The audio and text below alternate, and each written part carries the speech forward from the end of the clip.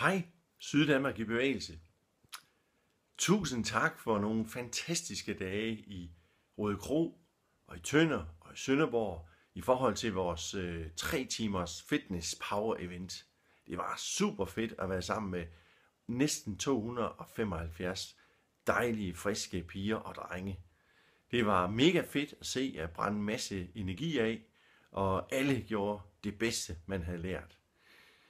I går mandag havde jeg rigtig ondt i mine ben, selvom jeg kun var med en lille smule i søndags nede i Sønderborg. Det var en rigtig hård omgang med squat, og jeg skal komme efter dig, skal jeg. Det var super fedt. Jeg ved, at mange af jer også har ondt endnu i jeres krop og legemer. Vi er nu halvvejs, og det går jo super flot for mange af jer. Jeg tænker lidt, hvis man ikke synes, at det går planmæssigt, så kan man jo så spørge sig selv, hvordan kan jeg positivt påvirke mit hold og min egen udvikling?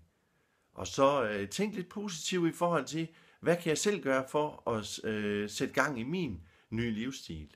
Jeg ved godt, at det er nemt for mig at stå og sige, hvad kan du gøre positivt for at ændre på tingene? Men i sidste ende, så er det jo dig, det hele det kommer an på. Jeg kan ikke putte maden i munden på dig, det er rigtig mad, eller jeg kan heller ikke dyrke motion for dig, det kan dine holdkammerater heller ikke, men det er dig alene, der tager ansvar for dit liv.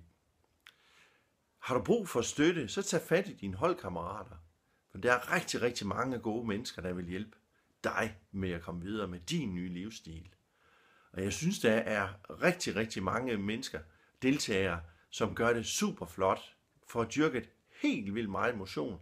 Og man skal huske at tage udgangspunkt i sit eget liv, sin egen tidsplan og sin egen krop. Fordi det er ikke alle, der kan dyrke den samme antal minutters motion hver dag, som mange andre gør.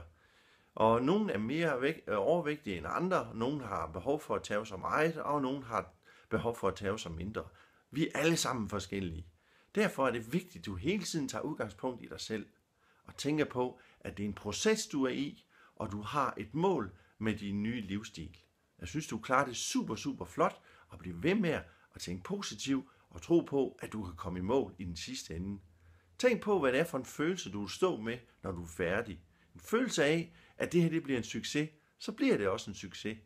Og tænk på de positive oplevelser, du får ved at dyrke den her motion, fordi du frigiver så mange endorfiner og dopaminer, og det er jo kroppens morfin.